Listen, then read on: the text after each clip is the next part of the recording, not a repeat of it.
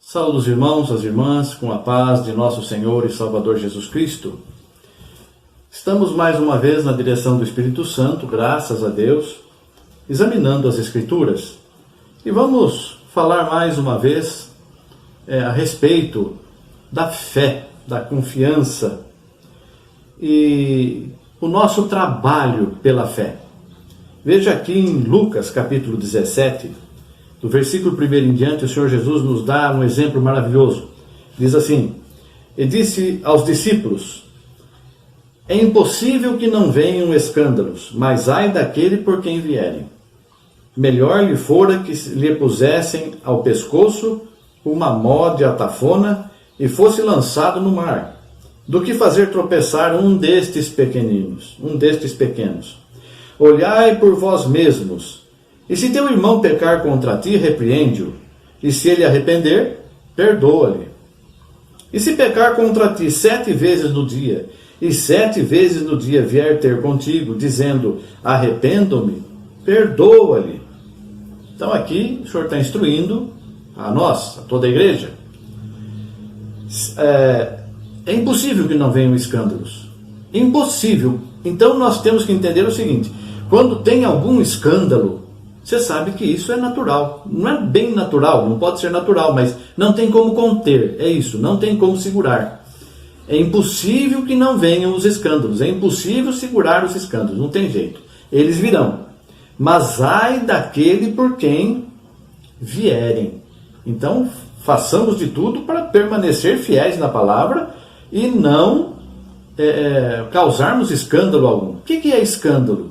Escândalo é impedimento, barreira. Então a pessoa está servindo a Deus e quando vê um irmão ou uma irmã que ele considera muito, a irmã considera muito aquela pessoa, e vê aquela pessoa fazendo coisas terríveis, desviado totalmente da palavra, fica escandalizada, a pessoa fica escandalizada. O que é? Para de caminhar. Porque aquilo criou uma barreira para que a pessoa continue caminhando no Evangelho. Nem todos têm força, têm experiência, está bem firmado nas Escrituras, em Jesus Cristo, em Deus, e cheio do Espírito Santo, para superar essas coisas. Nem todo mundo está assim. Então, esses escândalos causam a queda de alguns irmãos fiéis, sinceros, mas um pouco mais fraquinhos, novos na fé. Então, o que o Senhor Jesus ensina? Melhor que fosse colocado no pescoço dessas pessoas uma pedra de moinho, aquelas pedras enormes que eram usadas para moer os grãos, e seja lançado no mar. É melhor fazer isso do que fazer tropeçar um destes pequenos. Então é isso. O escândalo cria uma barreira e faz a pessoa tropeçar naquela barreira, faz a pessoa tropeçar na caminhada. E a pessoa pode ser desviada do Evangelho, se desviar do serviço a Deus, por causa de um escândalo que a pessoa trouxe. Ai dessas pessoas que causam escândalos. E é tão comum hoje em dia, não é? A gente fica sabendo, o pastor fulano, o irmão fulano, a irmã ciclana adulterou, enganou, fugiu com outro, roubou, vendeu os bens dos irmãos que estavam lá na administração dele, ou da direção dele. Então, irmãos, isso tudo, já a palavra está dizendo, essas pessoas vão cair nas mãos de Deus para condenação, para serem lançados no lago de fogo e enxofre. Porque o Senhor Jesus não ia dizer, sem mais nem menos, ou somente uma forma de ilustrar, né? Não. Diz aqui, ai daquele por quem vieram os escândalos. Ai daqueles. Então não é brincadeira não. Precisamos tomar cuidado mesmo. Cuidado. Olhai por vós mesmos. E se teu irmão pecar contra ti, repreende-o. E se ele se arrepender, perdoa-lhe. E se pecar contra ti 7 vezes no dia, 7 vezes vier ter contigo, dizendo arrependo-me, perdoa-lhe. Então se alguém foi usado pelo inimigo, ou deixou a carnalidade tomar conta da sua vida e te prejudicou, mas depois se arrependeu verdadeiramente e vier pedir perdão para você, porque o pedido de perdão já é o Espírito Santo na vida da pessoa, movendo a pessoa. É porque quem é do mundo não se arrepende, não. Algumas vezes tem remorso. Remorso é diferente de perdão. Perdão é aquela coisa que faz a pessoa reconhecer verdadeiramente o erro. E ir confessar e pedir perdão. Não é todo mundo que faz isso. Tem muita gente que prejudica os outros, engana os outros, e depois, estou arrependido, viu, tá, mas não vai devolver o dinheiro, não vai refazer o estrago que causou, como o Mateus, né, que se eu, aquele irmão, se eu roubei alguém, eu restituo quadruplicado. Hoje veio salvação a esta casa. Hoje veio salvação. Por quê? Porque a pessoa estava tão arrependida que se eu roubei alguém, se eu defraudei alguém, eu restituo 4 vezes mais. Então, irmãos, isso é arrependimento. Então, arrependimento é bem fácil da gente ver. E se acontecer alguma coisa e a pessoa vier pedir perdão, está perdoado. Em nome de Jesus, está perdoado. Se fomos nós que fizemos alguma coisa, vamos nos arrepender e pedir perdão. Não vamos ficar fechados em nós mesmos, cheios de orgulho, não nos humilharmos, porque aquele que se humilha será exaltado, mas a pessoa que se exalta será humilhada. Disseram então os apóstolos ao Senhor, os apóstolos, acrescenta-nos a fé. Então aqui entra a fé. E disse o Senhor, se vocês tivessem fé como um grão de mostarda, vocês iam dizer para esta amoreira, desarraiga-te daqui, planta-te no mar, e ela vos obedeceria. E qual de vós terá um servo, e aí ele dá o exemplo, qual de vós terá um servo a lavrar ou apacentar gado, a quem voltando ele do campo diga, cinge-te, assenta-te à mesa, e não lhe diga antes, prepara-me a ceia, cinge-te e serve-me, até que tenha comido e bebido, depois comerás e beberás tu?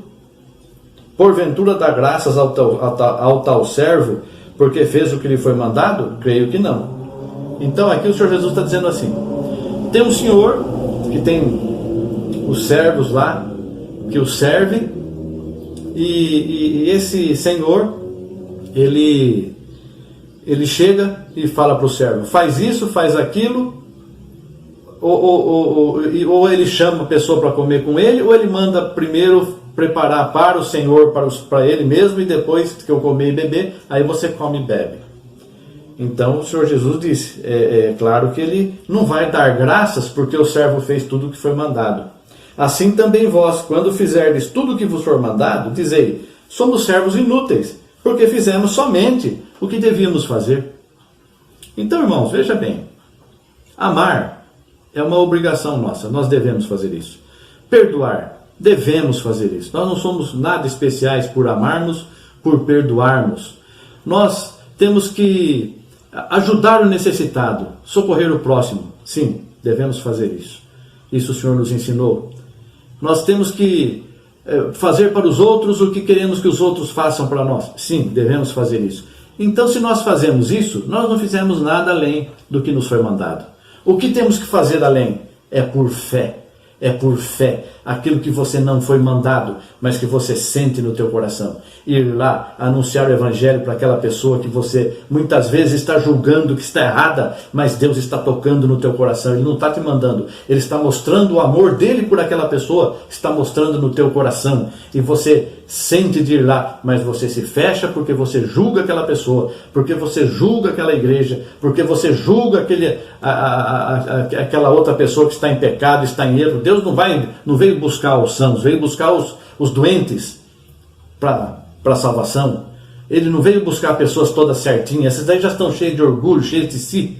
Mas aquele que se considera enfermo, se considera necessitado, e nós não vemos isso. Você olha para uma pessoa, você não sabe o sentimento de cada um, mas Deus está te mostrando, Ele está mostrando o amor dEle por aquela pessoa, colocando um pouquinho do amor que Ele tem por aquela pessoa no teu coração, e quer que você tenha comunhão com aquela pessoa, que você converse com aquela pessoa, que leve o Evangelho com amor, com carinho, ajude aquela pessoa no que ela necessitar.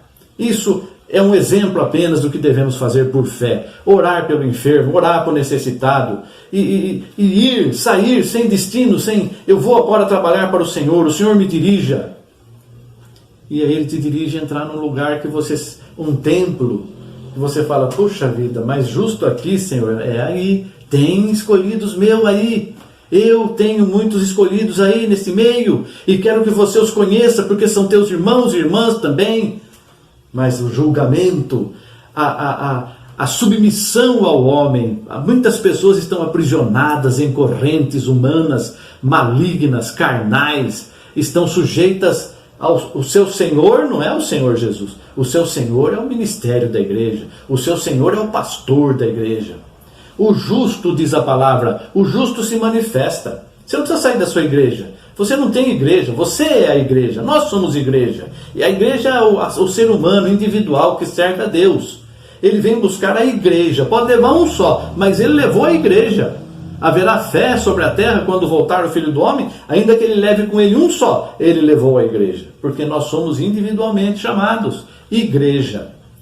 Então, se eu tenho muitos irmãos no mundo, glória a Deus, maravilha, você também. Somos irmãos em Jesus Cristo, só há um Deus, Ele é o nosso Pai, pelo sacrifício de Cristo, nos tornamos filhos adotivos de Deus. O que mais nós queremos? Vamos servir esse Deus com alegria, vamos servir esse Deus com fé, com amor, para não sermos servos inúteis, só fazendo o que fomos mandados. Como é bom, o pastor chegou e mandou você fazer. Você vai lá com toda a autoridade. Eu, no começo da minha fé, eu fazia isso. Não sabia nem por que eu estava fazendo aquilo.